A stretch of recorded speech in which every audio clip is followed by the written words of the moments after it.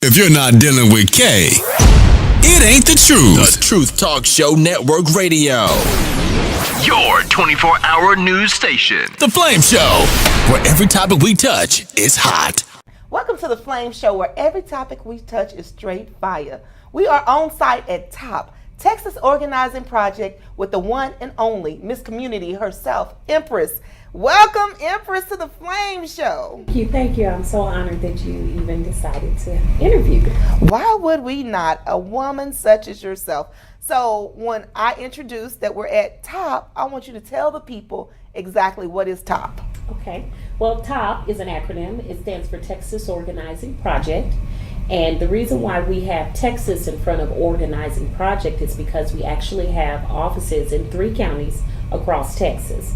Dallas County here, where we are now, Harris County, and Bexar County. So that's Dallas County, which is the city of Dallas primarily, Houston, which is for Harris County, and San Antonio for Bexar County. So those are actually the cities that our offices are actually located in the counties that we actually represent. Okay. Under TOP umbrella, I know they focused on several different campaigns, such as healthcare, immigration, neighborhood standards, and also you are the educational community organizer. What exactly does that mean? What that means is when you start talking about education, first of all, I'd like to say, I'd like to just let you know and let folks who are listening know why TOP is here, okay? We are a grassroots, members-based organization. We are a 501c3 nonprofit.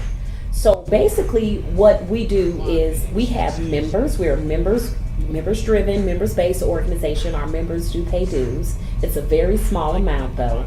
And we have it specifically like that because we don't want people who are being affected by the issue-based campaigns that we have to not be able to receive the support and the help that they need, right? So what's the cost of Netflix? Do you know what the price of Netflix is for a month? No, I do not. It's about $12, right? So our members pay dues less than the cost of Netflix, right? So it equates to about $5 a month, and we have unique ways where people can actually sign up, right? So basically, one of the things that I believe is very unique about the Texas Organizing Project is we actually have campaigns that are based on support for members who are directly impacted by the issues that we are actually fighting to make change for. And I think that that's very unique. And what it does for the organization is it helps us to grow the organization, and it also helps our members to be very passionate and vigilant about the fight and the campaigns that they actually sign up to be under. Okay. So you talk about the members. How many members do you think are in the TOP? Altogether, I think the last time I heard Allison, my director, it's like over 300,000 members and supporters throughout, across Texas.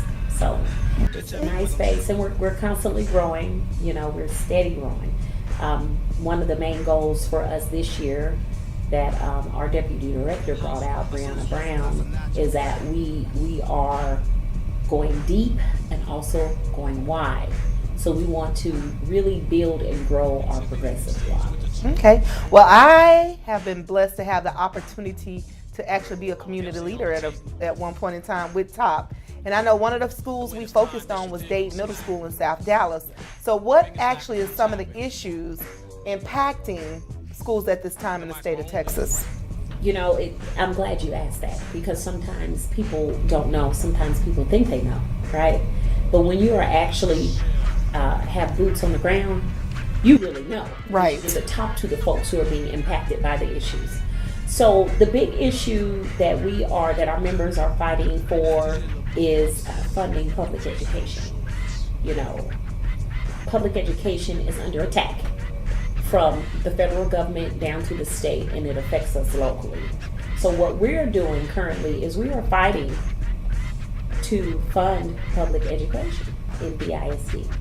And I heard that the state of Texas actually cut the funds. Do you know why that is? Why would somebody really want to go in and cut educational funds? As it's always been said, our children are our future. If there's money lacking, that means the education system is doing not a great job as far as providing education to the kids. Exactly. That is a great question. Why would the federal government and the state cut funding for public education? When it comes to school finance, I am no expert at all. So there's a small amount when it comes to that area that I really understand, and my knowledge and understanding of that is really growing because it has to, because we're fighting to get more money. Right. So from what I gather and what I understand and the things that I've heard, there's different reasons and different purposes for the schools not being funded correctly, right? So we can pull a race card, because we know that schools that are in the southern sector are underfunded. They don't get the best, and schools who are further up in the northern sector, they get the resources that they need, right? So, and what's really amazing is we live in a society that wants to put information out to cover folks' eyes, right? You have people who say things like, oh, well, racism doesn't exist anymore. Discrimination doesn't exist anymore. And so what's happened is we have this idea that, everybody just have to pull themselves up by their bootstraps, when they don't realize that we live in an economic system that is specifically designed to perpetuate the culture of poverty, especially in our communities of color. I have to say something on that. When you talk about the schools in the southern sector, I remember going to, those meetings they have monthly with the school board meetings. And I remember the kids from SOC, which is South Oak Cliff High School, they were in there begging for funding because they had old books that was more than 10 years old. They had holes in the school. The school has asbestos. It was a lot of stuff, but they actually took money from that school and gave it to another school who didn't need as much work. So if you can bring us up to date, has SOC gotten the money and have there been improvements? Yes, SOC has definitely gotten the money, and it is, so they're in the switch as far as bringing it from the people who actually have it and actually placing it in the hands of the folks who will actually make the changes. As far as I know, hasn't actually happened, but the deal has been sealed. That's also another group that the South Oak Cliff High alumni, it's a very strong group of folks who have been organizing and fighting this fight to make sure that kids of color receive quality education, right? And so back to your question, because it's such a broad topic, right? There are a number of factors why public education is under attack now, and why our state legislator is cutting funding for public schools, right? So what happens is schools have performance measures that they have to meet, and this is not an exhaustive list, okay? And some of the reasons why it may be beyond my scope, right? So, but I will only share with you what I know and what I've learned as an organizer in this fight.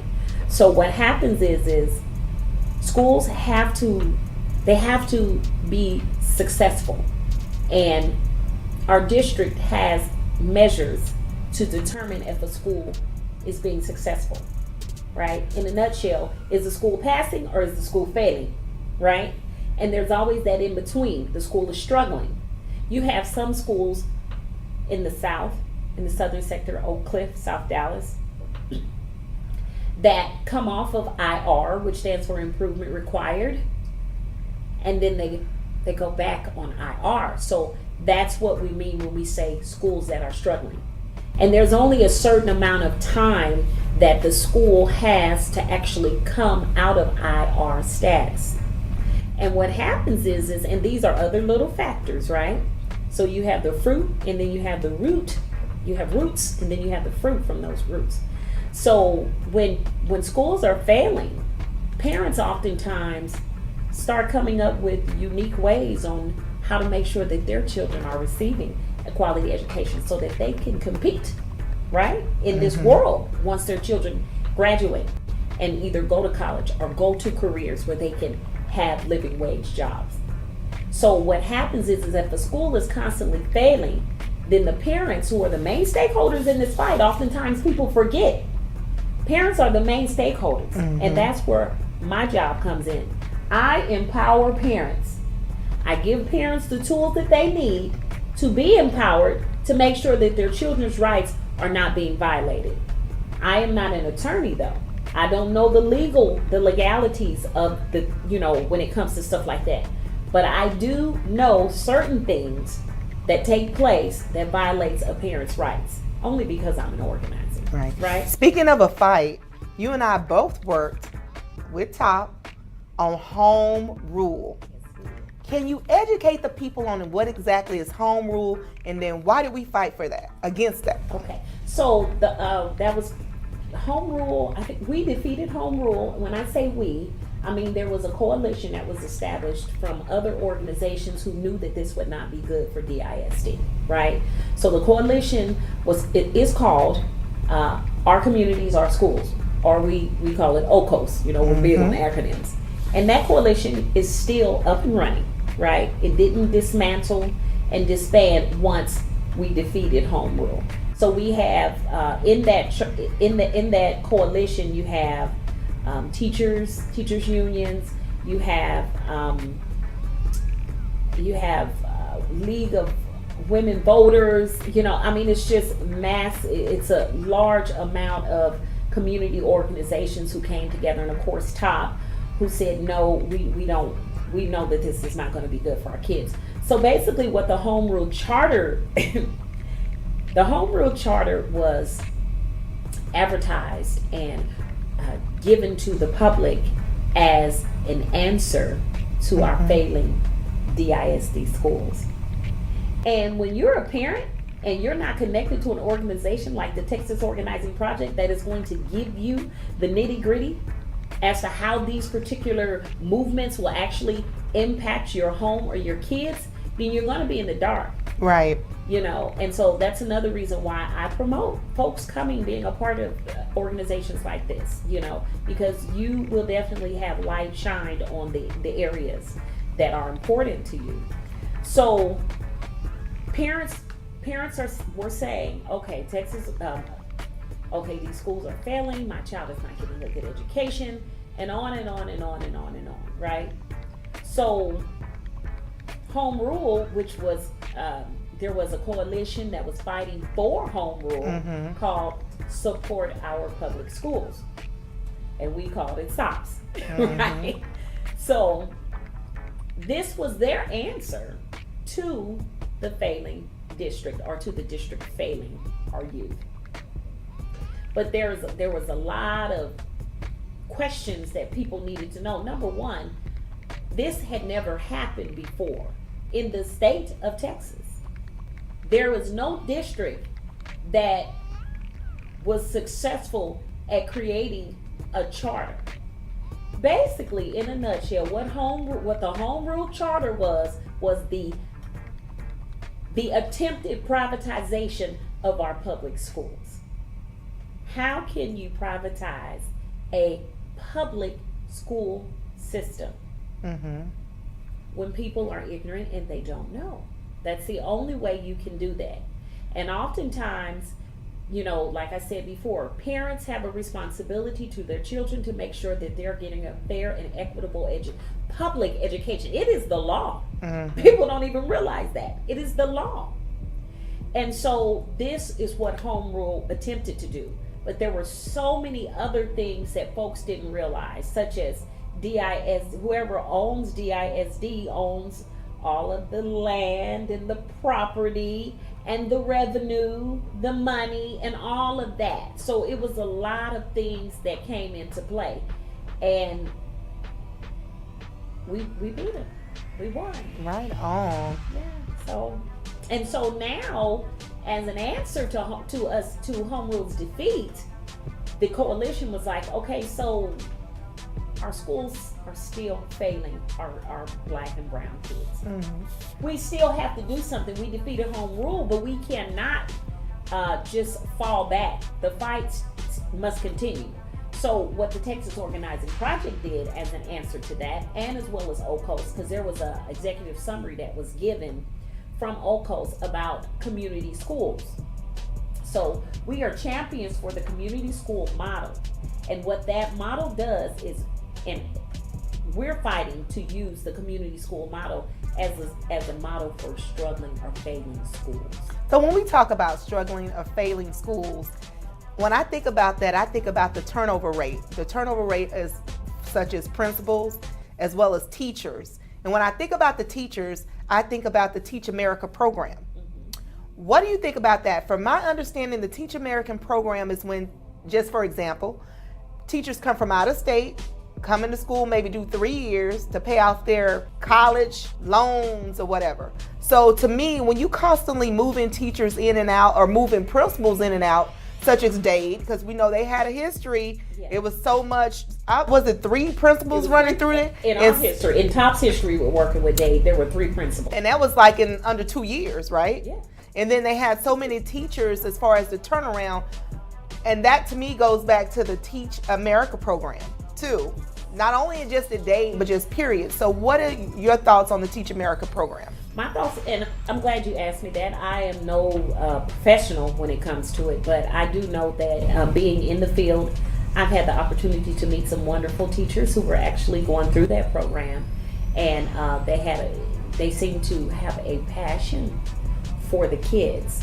But some folks are concerned with, like you said, the teachers are coming in, they don't know anything about our communities, they're not culturally competent, right?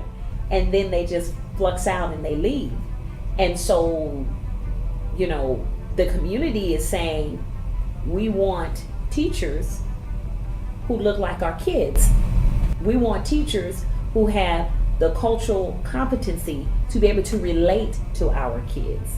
And so you have that whole dynamic working there. I actually did recruit a Teach America guy. I forget his name, it slips me now, but I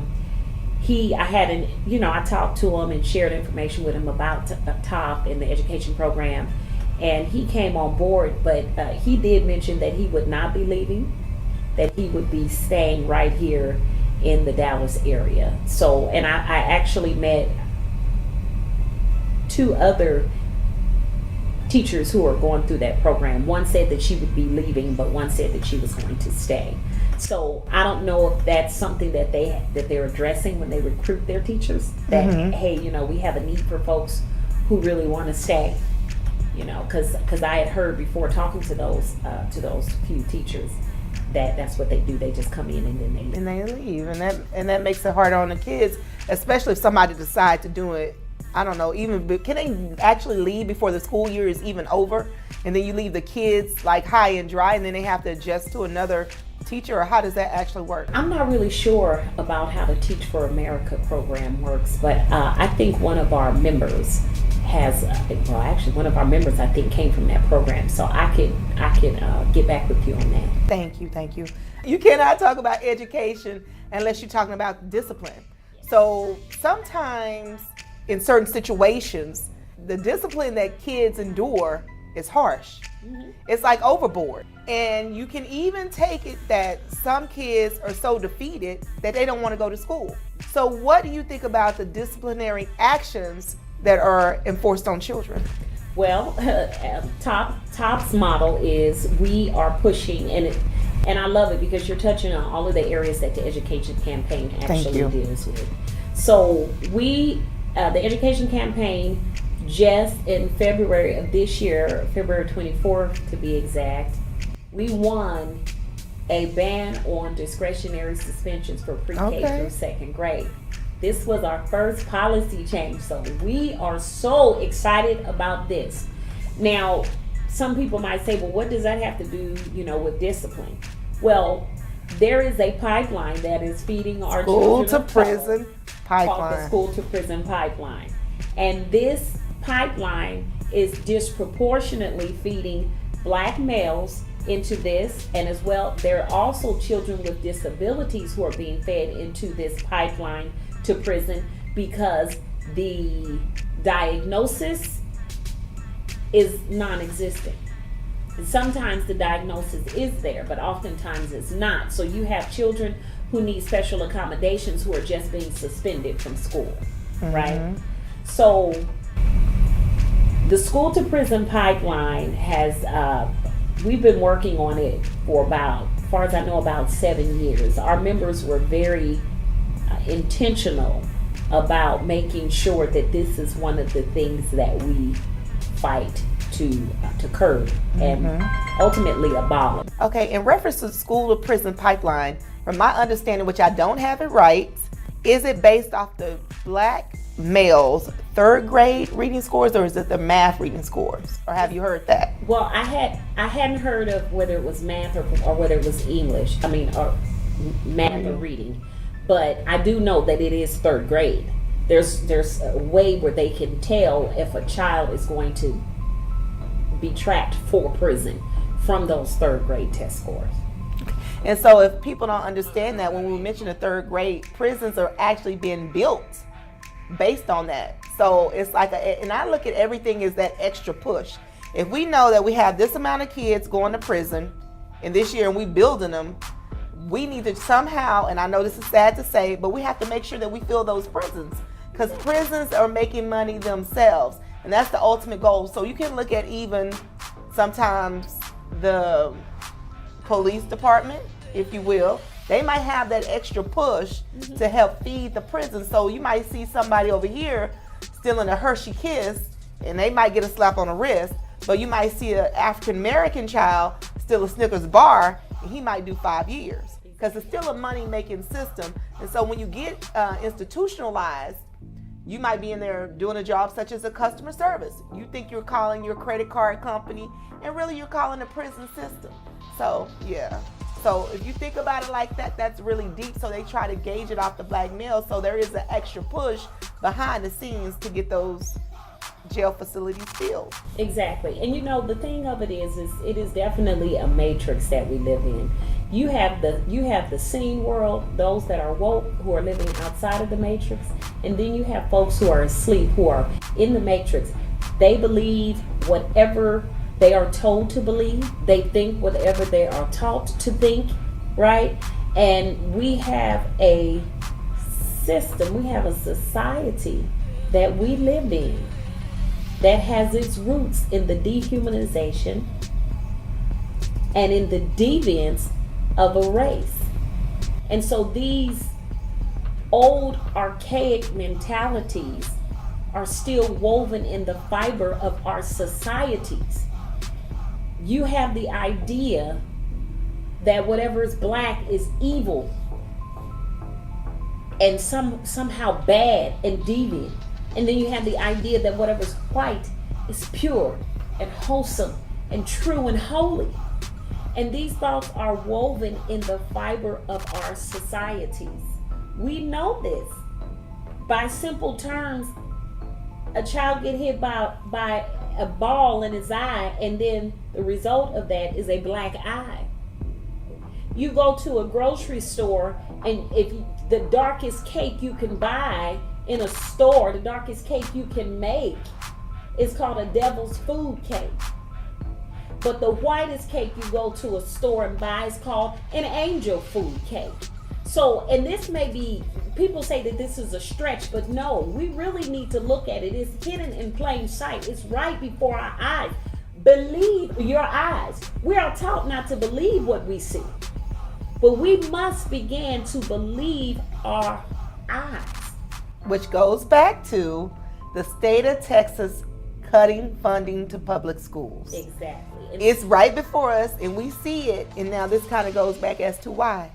So why? So let's go back to this. So you have a culture, you have a system, you have a society that believes that wherever people of color is, there's variance, there's deviance, there's degeneration, there's degradation, and all of those other negatives. And so, I mean, it's not so bad that they don't, that they get the scraps, because they don't deserve nothing good. And we go back to these thoughts called, these ideas and terms is called implicit biases. These implicit biases are woven in the fiber of our decision makers, right? And so, I mean, the idea, Huey P. Newton said, we cannot expect the media to portray positive male black role models, because that has been the history of the media, is to paint us in a deviant light, so that when our rights are being violated and we're not being treated correctly, people are saying, oh, well, they deserved it anyway. You know, so we have to really begin to think about these things, because the thoughts, they begin to evolve, and it becomes each generation, it becomes a stronger and a stronger layer. So then you get to the point where, oh, well, you know, they just evolved into that because, you know, a while back they this and they that, and so there's really our rights are constantly being violated, and it's okay. I mean, we come from a history where they have dehumanized and put our ancestors in slavery. It's a 400-year slavery. So when we talk about rights, let's not forget that TOP also has GOTV. Get out to vote. How do you feel about voting, and do you think that actually helps? Because there's a lot of people who feel that voting doesn't really help, that it's already decided on who's going to win. But I believe voting on the local level is very much as important as you vote for your president, because that's where all the changes come in. So what do you think? Well, I just have to look back on history, right? We just had a great president, our first African American president, President Barack Obama, and this is my opinion. If voting didn't count, how did he win 2 terms? True. You know, you just have to start thinking. Now, I remember standing in line the President Obama's first term, and I think that was the first time I actually voted in the U.S., right? Because I served a tour in Germany when I was in the military. And I remember the overwhelming sense of joy standing in that line with the knowledge that I'm about to vote for an awesome black man who, in my opinion, was the best candidate to vote for. And so he did his first term, and you know, he did some really wonderful things. But for him to win a second time, you know, I had my doubts on that second time. I really did. I was like, oh, America's not gonna, you know, the Americans don't want another black, you know, they don't want a black man in the presidency for a second term. Mm-hmm. And then he won that second term. So when you start thinking about where this country has come from, the 400 years of slavery that is imprinted upon this country of our ancestors, and for a black man to be elected and then re-elected for a second term, you tell me, do you think voting counts? Because in my opinion, I do not believe that if voting didn't count, he would not have ever won. I remember a couple of years back looking at a chart that TOP had where it showed the amount of people who voted, and it showed the people of color who should have voted, would have won. We would have had a different governor. Exactly. Basically, I think that's what the chart was actually displaying. So what is TOP doing to make sure that people get out and vote? So what we do is we have GOTV, or Get Out to Vote, campaigns. And we actually make thousands of phone calls to folks, which is called phone banking. And we also knock on doors, you know, which is called canvassing, to get the information out to the public about the people who are actually running for particular offices, specifically those running for local elections. Because local elections, I mean, if we don't vote, we are definitely going to be impacted. Right. Because not voting gives someone else more power or more opportunity to actually become the victor or the winner. Okay. Right. What type of events does TOP put on, as far as because I want to say I went to an event in the past where it was like a voting type of event. Is there somebody we're pushing, when I say we, TOP, pushing right now? Well, right now, we are in DISD elections. Well, actually, the elections have we're complete with the elections for Dallas Independent School District trustees, but there were some ties, and so we have runoffs, and that will be the runoff is on June the 10th, right? Not for all districts, but there are runoffs.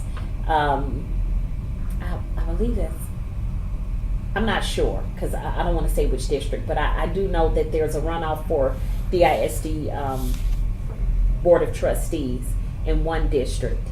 And then there's also runoff in my district for City Council, which is District 7.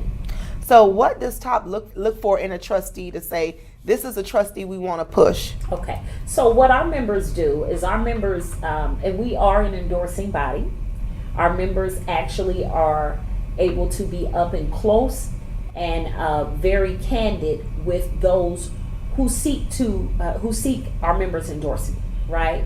And so there's a questionnaire that the candidate gets sent that they have to fill out.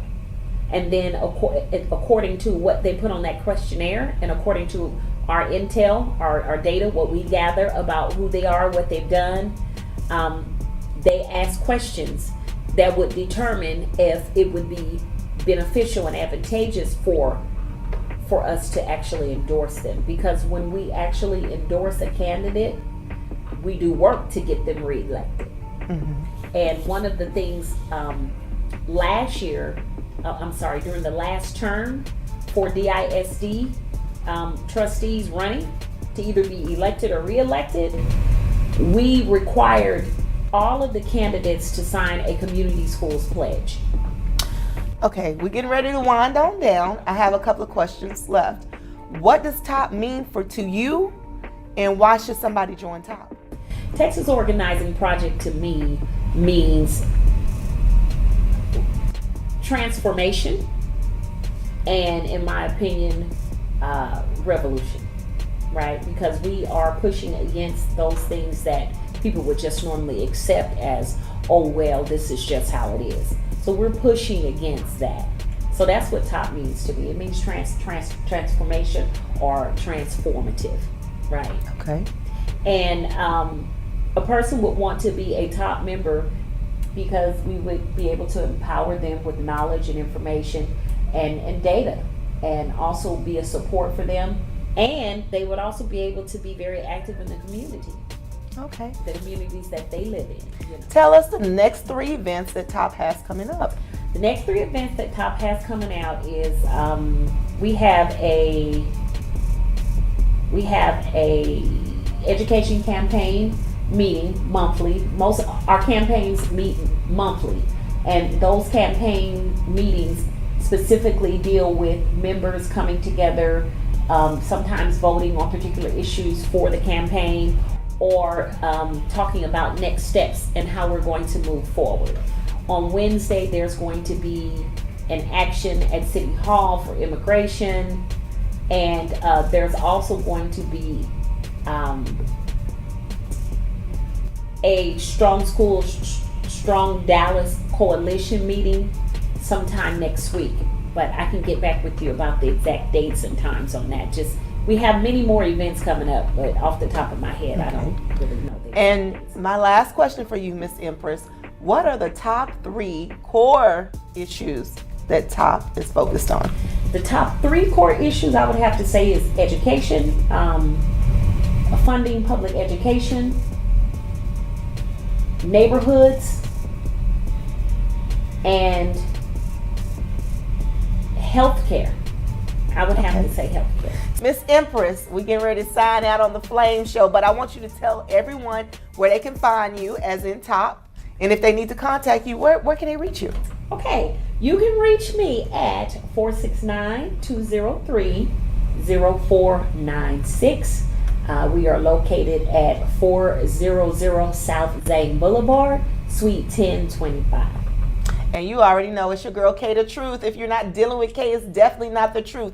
And you are watching The Flame Show, where every topic we touch is straight fire, from business news to entertainment to politics. And we're out. If you're not dealing with Kaye, it ain't the truth. For more shows, www.thetruthtalkshow.com.